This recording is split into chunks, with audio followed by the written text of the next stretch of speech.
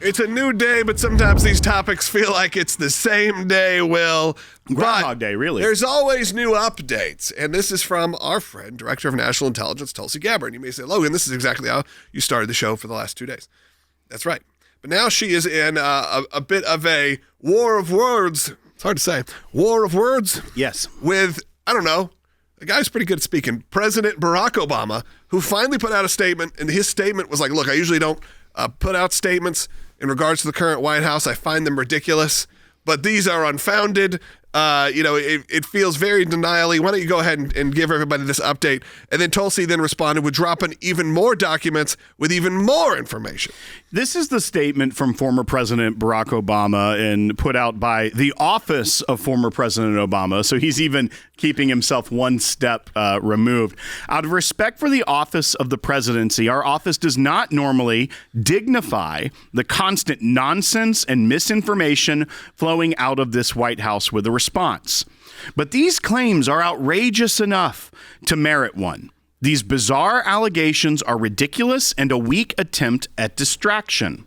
Nothing in the document issued last week undercuts the widely accepted conclusion. Here we go. You got to listen closely to this part, because this is where the word games start. The widely accepted conclusion that Russia worked to influence the 2016 presidential election, but did not successfully manipulate any votes.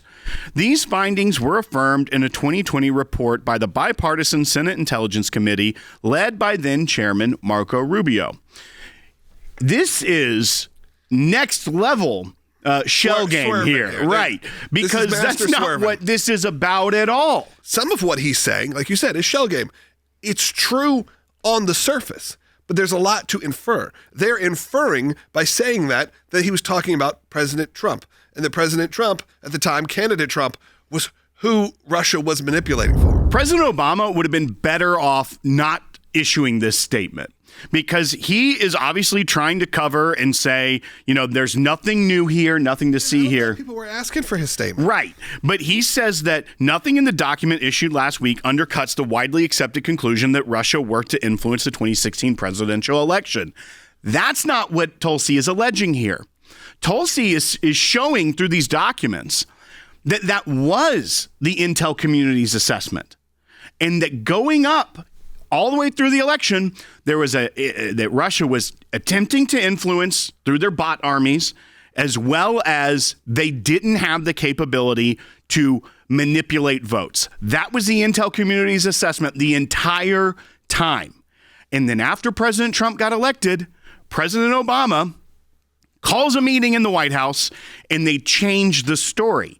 Then all of a sudden, it wasn't Russia's trying to sow discord in America and weaken the United States. It is that they were trying to get President Trump elected, and they used the Steel Dossier. So he's trying to reframe this entire thing back to the original intent, which is what the problem that Tulsi is showcasing is. They went away from that. Oddly enough, then Tulsi said, oh, yeah? She didn't say, oh, yeah.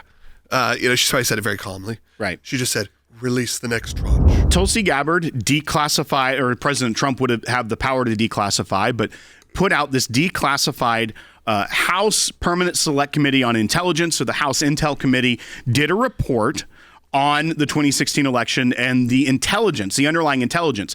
That committee can go into the SCIF. They can look at all this when they're conducting their report in their oversight role of the executive branch. That's a part of the Constitution, what they're supposed to do. They did this, but this was a classified report because it dealt with classified intelligence, systems and methods, sources and methods, all of the things that we don't normally get to see. They've declassified this now. And this is this is right at the beginning of this report on the ICA, the Intelligence Community Assessment, and what they see. They point out some things that were in the report that would have had proper analytical tradecraft and consistent with what the intelligence was telling them. Here are the 3 things that were consistent from the intelligence, but what shifted. 1, President Putin ordered conventional and cyber influence operations, notably leaking politically sensitive emails obtained from computer intrusions. That's number 1.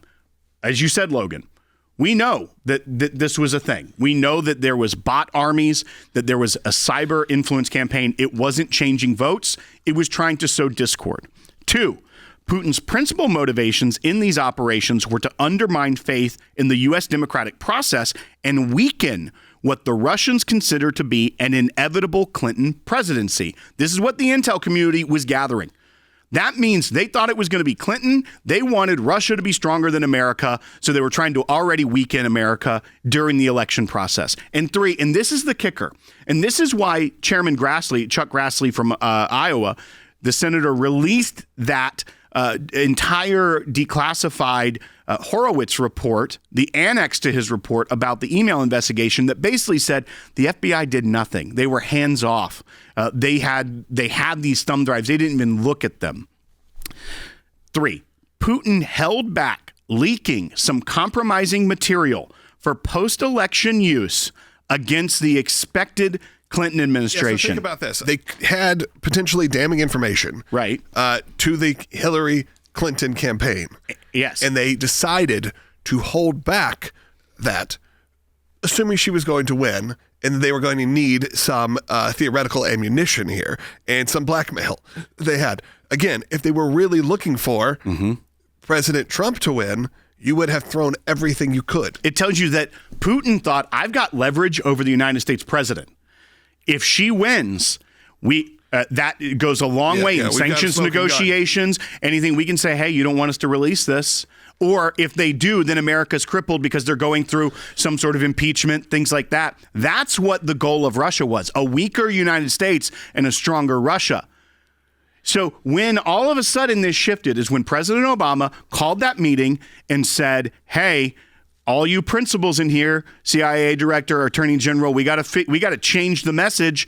And that's what happened. Then they started relying on the discredited Steel Dossier, which completely changed the narrative. There's even a quote that Tulsi released. Before you do that, because I saw this in some of the comments, can you give us, 20 seconds on what the Steel Dossier was? Because again, It's another one of those terms we use very flippantly. And if you haven't been following for 10 years now, you may not know what we're talking about. The Steel Dossier was a work product that the Clinton campaign paid for. You pay for opposition research. You get people to dig up dirt on your political opponent that you can use. Unfortunately, that's how the world works. So they had paid for this product from a former British spy, Christopher Steele, to create this dossier. Good name. They got the dossier.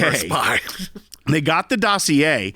And by the way, the Clinton campaign never really used it because it was so incredible. And then when they started to see incredible, like not credible.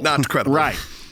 Well, that's what the word incredible means. When you're like, man, this is incredible. I'm making sure people understand. It's not how we use it. It was not creditable. But they paid this guy for it. And then all of a sudden, that makes its way into the intel community, which all the CIA, all the analysts said, this isn't credible. We shouldn't use it. They only started using it to try and tear down Trump after he won. Yeah. And as a matter of fact, the CIA was telling Brennan, don't use this work product. And this is a quote Tulsi released. He said he agreed that it didn't meet Intel standards. It said, yes, but doesn't it ring true? It just feels right. He's just vibing. Yeah. Just vibing on the Steel Dossier. It just rings true, man. It just feels right. When you read it, you're like, yeah, I get it. I feel like he did this. Yeah.